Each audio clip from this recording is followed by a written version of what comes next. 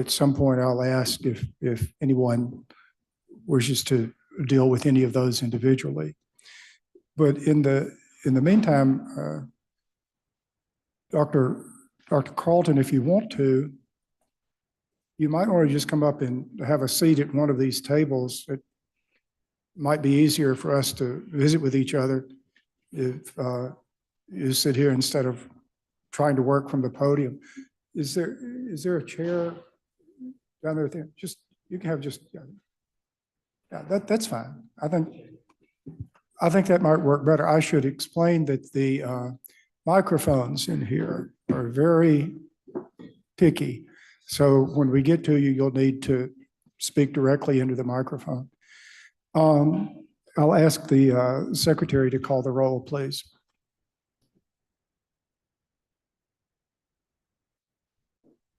Bryan. Here. Parker. Here. Barnett. Blackwell. Blunt. DeBar. Fillingane. Frazier. Harkins. Hickman. Hill. Hobson. McMahon. Parks. Polk. Tate. Turner Ford. Wiggins. We have a walking quorum. And I would say, Dr. Carlton, we have chaos going on. Apparently, there's something that's got the attention of the Medicaid committee right now, and there's a bit of overlap in the membership. But if you don't mind, I know you've been actually serving on the board for a while. Would you mind talking to us just a little bit about your experiences and how you got to be a doctor and all of that, and then how things have been going over at the Board of Health since you got there? And do you think you're going to keep on the state health officer for a while longer, that sort of thing?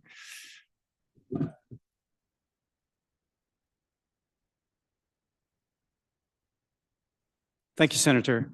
I would say that how I got into medical school and residency and everything is probably a little bit boring. I went to college at Ole Miss, went to medical school here, and then did my residency.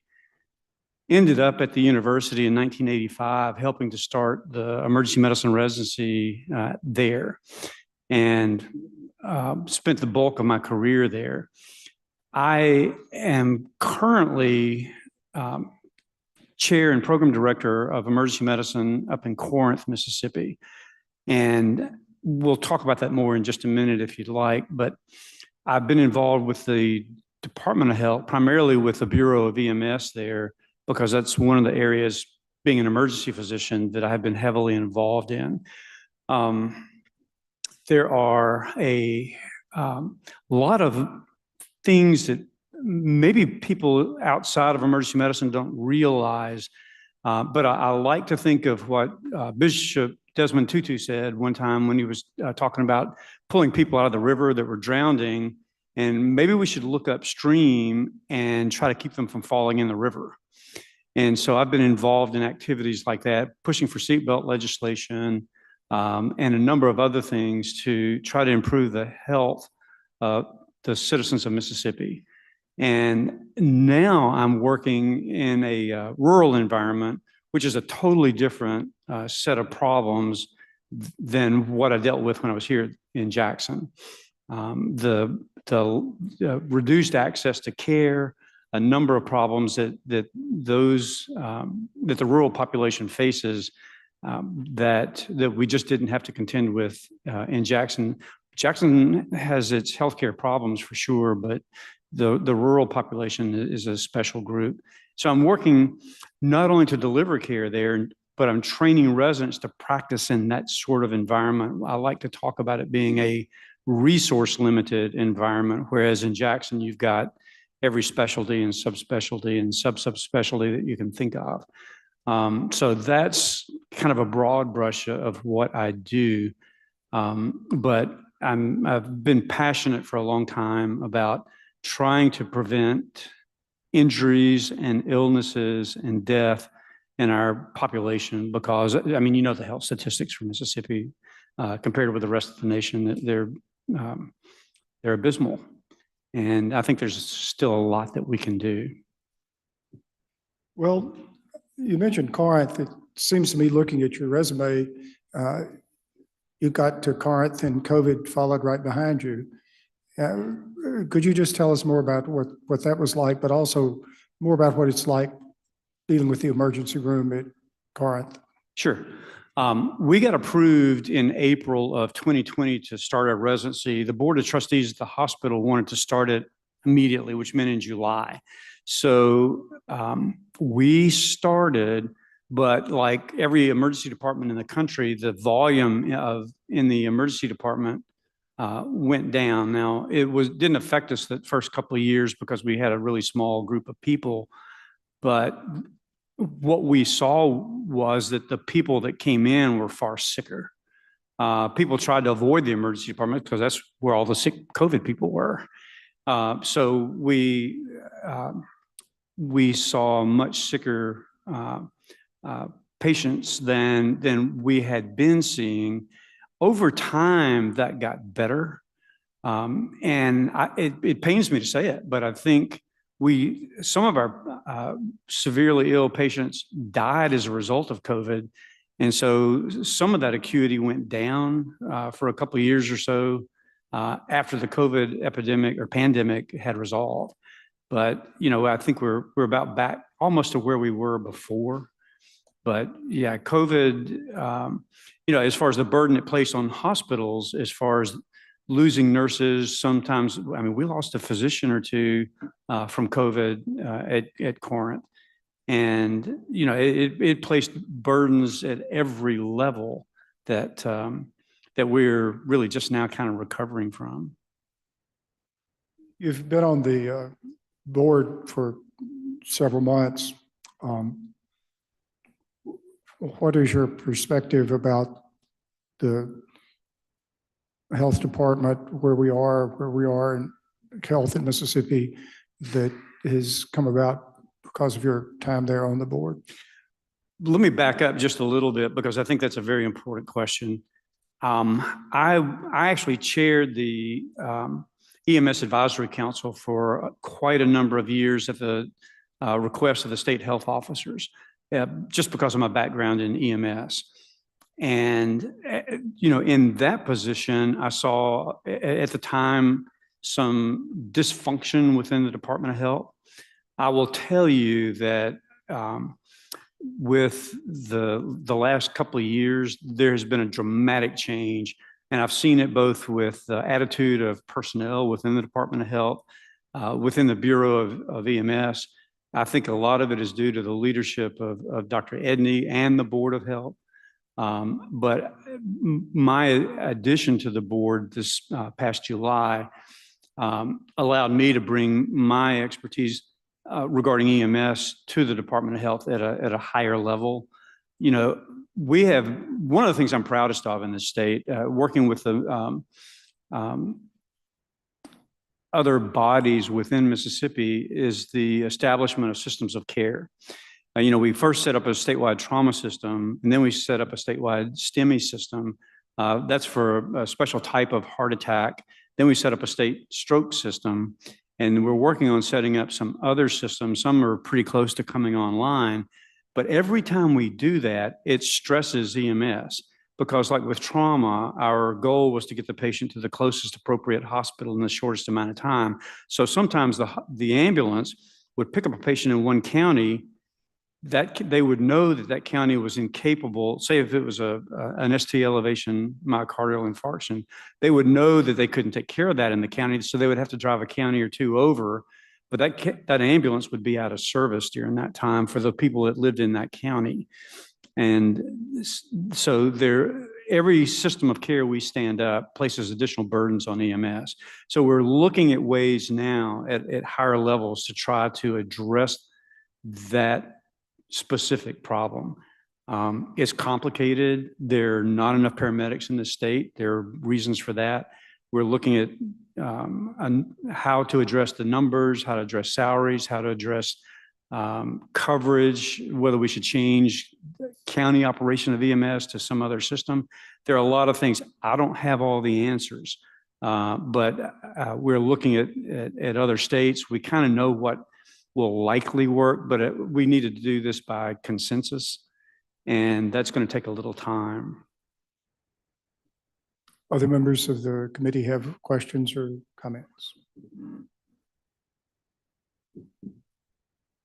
Senator Parker. I'll just make one little, I guess, comment to that. We did pass a bill a couple weeks ago that is going to require kind of a reciprocal ambulance agreement across jurisdictions to allow, in your example, if they are transporting across, into another region, there would be hopefully another entity on contract that then could step in and maybe help, hopefully fill that role. I'm hoping you find that as a good possibility is to help the issue you described. Oh, I agree. I think that's very important. All the EMS district that I oversaw, which basically spanned from Meridian to Vicksburg and a good many counties north and south of that line, I required all of my services to have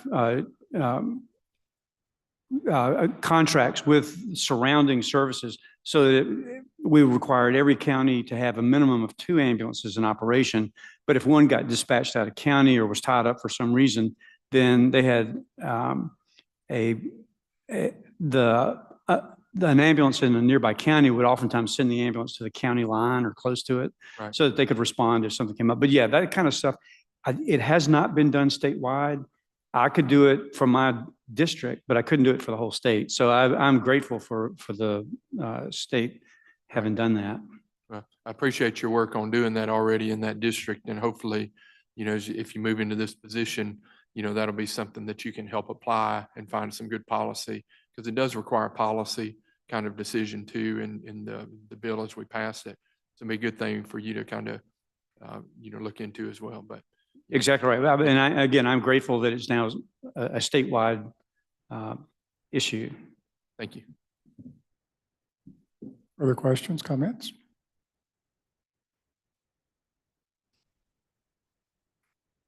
Before we get to the vote, just let me ask you one final question. You've got a reasonable percentage of the state Senate here sort of as a captive audience. What would you tell us we need to be doing if you've got a chance to give us advice?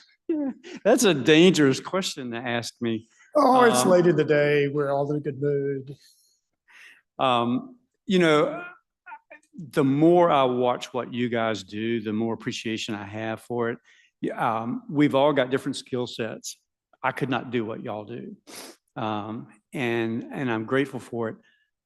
Again, my one ask would be to be supportive. I've seen the health department go through ups and downs over the years that I've been involved with it, financially and in other ways. But it's hard to do anything without money. I mean, certainly I'd love to see more money in the state trauma system. I'd love to see more money in other things. Money's not the only solution to things, but it helps make things work a lot better when it's there. I don't know what the final solution for EMS is going to look like, for example, but it's going to probably take some additional state action like what you were talking about, which is probably going to require some additional funding. I know the Department of Health is working with some ARPA funding and things that will help get more money into EMS. But if EMS fails in this state, we've got a huge problem as far as healthcare. Because all of our systems of care go down, there will be a lot more death and disability as a result of that. So I think I would say at this point, just be on standby. We'll have more. I mean, I've been on the board since July. There's a lot of activity going on right now. It's probably going to take a little longer for us to have some more formal recommendations, but they will all be well-reasoned recommendations to try to advance care for all citizens in Mississippi. Thank you. I think Senator Hobson had a motion. The motion is we do advise and consent. Is there discussion or further debate? Are you ready to vote? All in favor say aye. Opposed, no. The ayes appear to have it. The ayes have it. We'll report the nomination to the Senate. Dr. Carlton, we appreciate your driving down and visiting with us this afternoon. And It's a public meeting. You're welcome to stay, but you're also free to go if you'd like to. Thank you. Thank you again. I have placed in front of you a list of the nominees for various other offices, and I'll just ask members of the committee if there's anyone on that list that has attracted your attention that you would like to look at it in more detail. I tend to entertain a motion to take these matters up in block. Senator DeBar. Okay. If nobody has a question about anyone, is there any objection to taking all the matters up in a block? Seeing none, we'll do that. Is there a motion on all the nominees? Senator Parker moves we do advise and consent. All in favor of that motion, say aye. Opposed, no. The ayes appear to have it. The ayes have it. Thank you all for coming. I always think it helps us to visit with the people on the State Board of Health. It's a big responsibility and helps to have an exchange of views, whatever.